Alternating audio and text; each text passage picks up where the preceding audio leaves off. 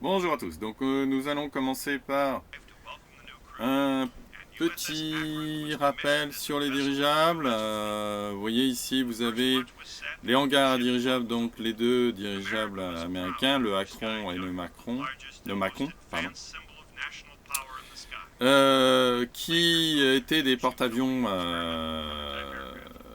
comme je vous ai dit, hein, gonflés à l'hélium, donc aucun risque d'explosion. Ces porte-avions ont eu effectivement leur heure de gloire. Alors il faut rappeler que ces porte-avions sont dus à la technologie allemande, hein, qui était confisquée au profit des Américains. Hein, là-dessus, je vous renvoie à toutes les vidéos que vous pouvez trouver sur YouTube, qui sont quand même extrêmement intéressantes, hein, sur ce genre d'appareil. Donc, dernier chapitre avec effectivement deux parties. La première étant ce que c'est qu'un signal numérique, hein, tout simplement. Donc là, je vous ai mis un cours, vous le lisez bien. On va le parcourir très rapidement ici pour faire une petite vidéo puis vous expliquer. L'idée, c'est de convertir un signal analogique comme ceci, hein, avec effectivement des variations de tension qui sont extrêmement fines, en une succession de 0 et de 1.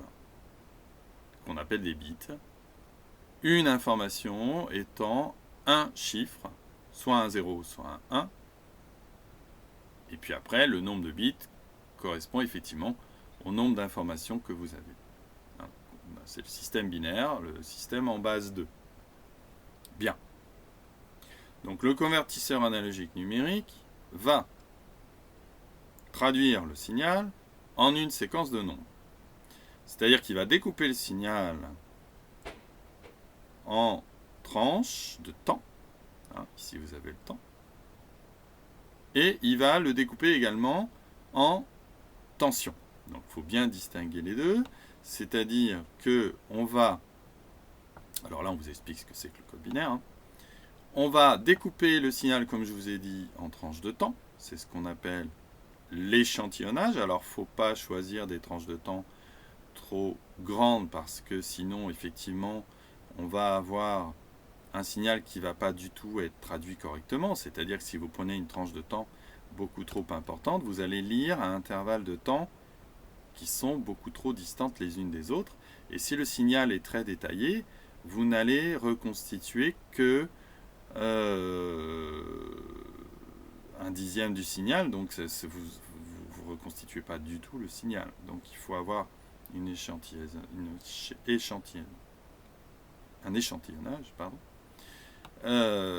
suffisamment petit pour reconstituer le signal, mais pas trop grand, parce que sinon, effectivement,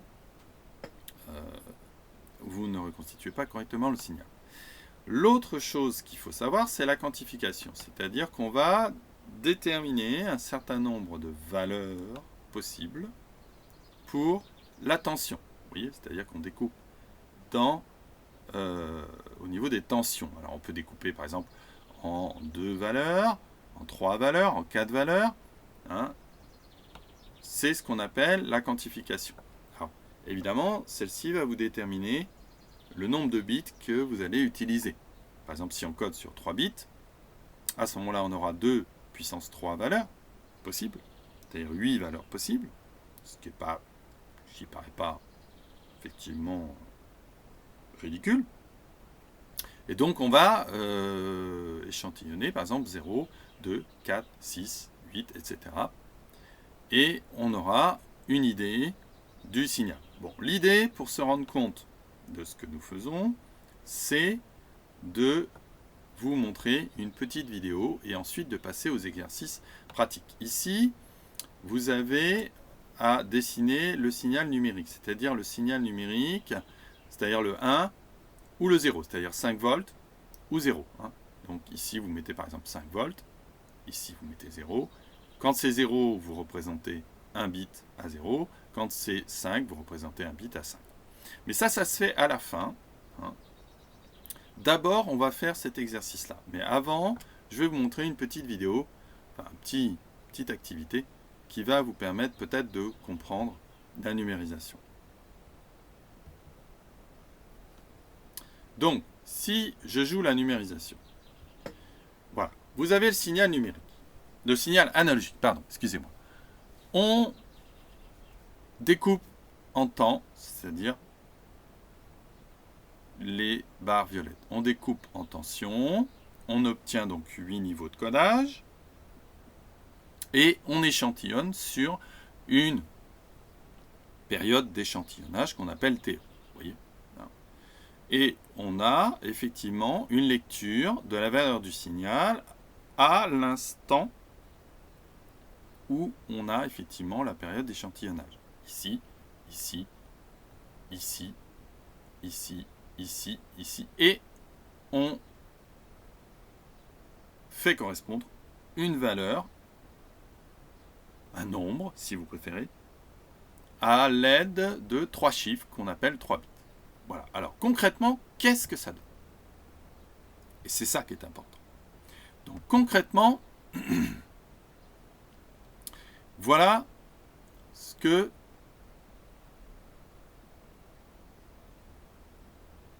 ça va donner.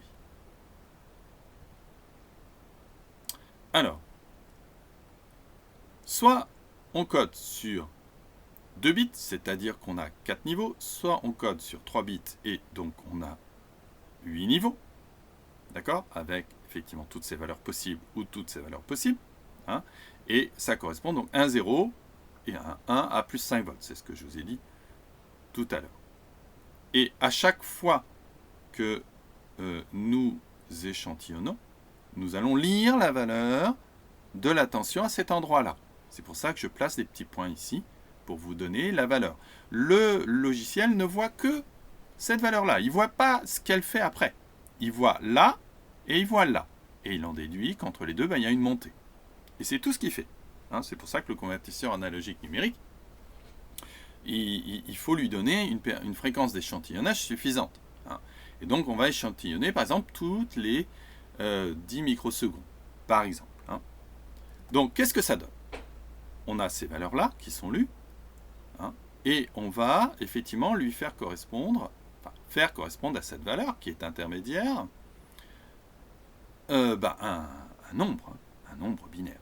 Donc on va décider qu'on fait correspondre le nombre binaire qui est en dessous ou identique à la valeur qui est lue. Ça veut dire que pour la première valeur qui est ici, je vais faire correspondre le niveau qui est immédiatement en dessous ou égal. Donc ça veut dire que je vais faire correspondre cette valeur-là. Oui. Et tout au long de cette période, je vais avoir cette valeur-là. Je ne vais lire la nouvelle valeur qu'à ce moment-là. Ce qui explique l'allure d'échelle d'un signal. Hein. Donc je fais la même chose. Cette valeur-là est légèrement au-dessus de celle-là, donc je vais prendre celle-là. Hein. Alors ici, on note bien la valeur, hein, 1, 0. Donc ça, c'est effectivement le signal numérique. Là, on fait de même, 0,1. Et on fait pareil pour tous les niveaux. Hein, toujours en prenant le niveau inférieur ou égal. C'est ce que j'ai choisi. Hein. Après, on peut avoir un convertisseur qui fonctionne selon d'autres modes. Hein. Bien. Donc là, j'ai terminé ma lecture. Et voilà mon signal numérique. Mon signal numérique, c'est une série de 1 et de 0. Qui ne prend pas de place et qui me permet de reconstituer le signal. Comment?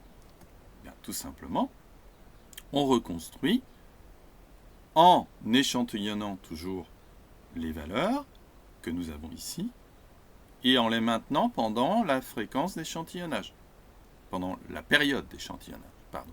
Et voilà le signal. Alors, comme vous pouvez vous en apercevoir, le signal n'est pas très fidèle à mon signal analogique, parce que mon signal analogique, vous voyez, il est très fin, il fait des petites courbes comme ceci. On n'a vraiment pas une reproduction fidèle.